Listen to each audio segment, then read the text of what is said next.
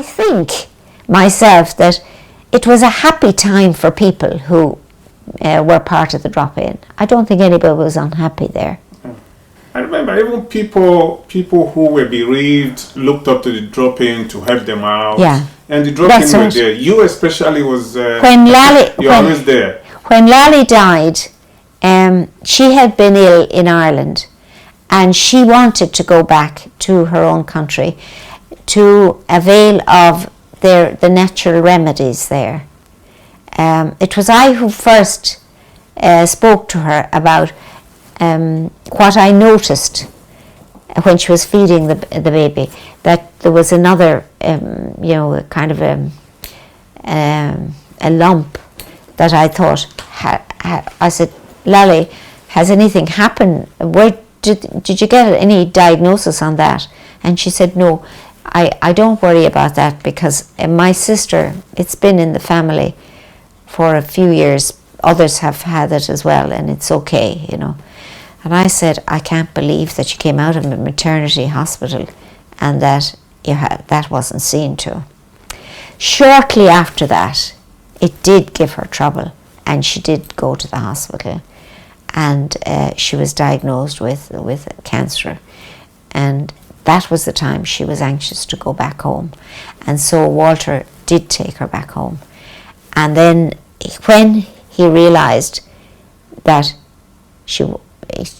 that the remedies over weren't helping either, he wanted to bring her back to the medical staff here, but she wasn't able for the journey, so eventually she died over there.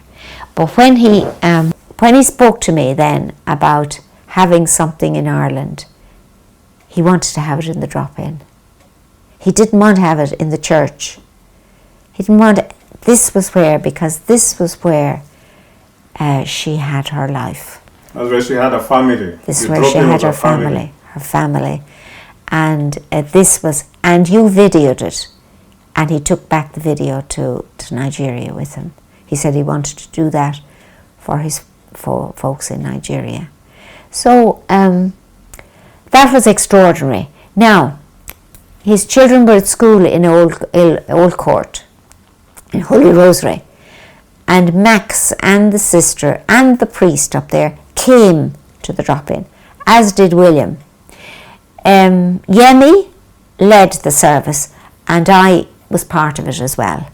And between the two of us, that's how I set up the place with the candles, and it was according to what we would have done there.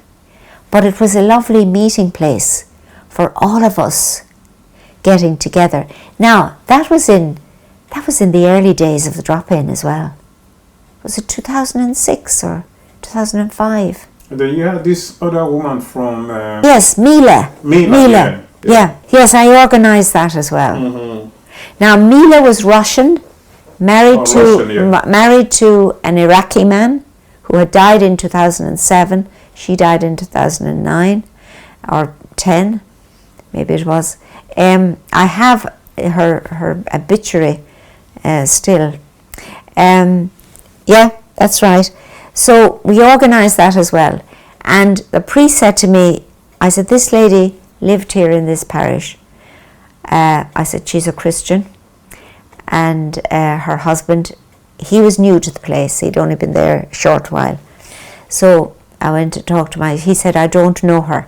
Well, I said, the people around here will know her, because she was living in Churchtown. She created community in Churchtown, on the road she was on. They all knew her, and he knew about that. And I said, so we'll give her a Christian burial. And I said, her husband was a composer, and he taught some of his students are happy to do some of the music. So we'll have that music and everything. He left it all to me and went along with everything. So it was lovely. We had it for the two of them. And they're buried here in Ireland, So those things...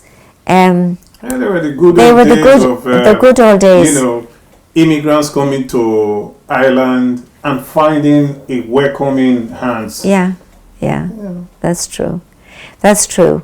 It was always to be hospitality, a welcome and hospitality. Now, in St. Maelrunes, we were able to look after childcare. Then we had a change of personnel, and health and safety and all this, which I think is over the top in some instances. And so there was then a division that we couldn't look at. We got the bus, so we had the childcare out in the yard. That was fine. When we moved to the other place, the bus then lost its funding, and we weren't. So we cater for adults now. So how is the drop-in now? Well, the drop-in itself is going well. It's still reaching out to various nationalities, and it hasn't lost its basic ethos, and childcare is provided at a reasonable rate to us who are in the same premises. But it's not our project. That's somebody else's. No, it isn't. And we're still in contact with the Arts Centre. We do things together, and we're still in contact with lifelong learning, which happens there with another section of education. But the drop-in has maintained its uniqueness in that it is a drop-in, you're welcomed, it's not a school, it's not, it's operating according to people's needs, responding to that. So we have, for example, we have a wheelchair person there who, technically speaking, we don't have wheelchair facilities, for bathroom and all that sort of thing. But this lady was in mainstream, was with VEC. They weren't able to cope with her. She's a cerebral palsy person, but she has grown immensely in her social skills, and she's happy there. And so she was in Jobestown, they moved to Clondalkin, and the father drives her every day to the drop-in. So those are the sorts of things. It has been a satisfied time for you. Oh yeah, it has. I know you. You are godmother to some of the That's children. That's right. Yes, I'm godmother to one of your children, Peter. I'm not a great godmother, I think, but I've been happy to. I was godmother to one of Patient's children as well, so I recognise that. But I used to think that I was godmother to some people in Mexico, but in the end I said, look, you're going to have a godmother that's going to be living very far away from you now. So I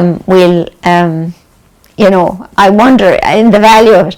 And they said, oh, the Madre Kathy, we want you to be that anyway, even if you won't ever forget us. I said, no, I won't ever forget you, but I won't be physically present. I suppose times have changed. In the past, your godmother was very much present. She mightn't have been physically present all the time, but she was very present in your life all the time.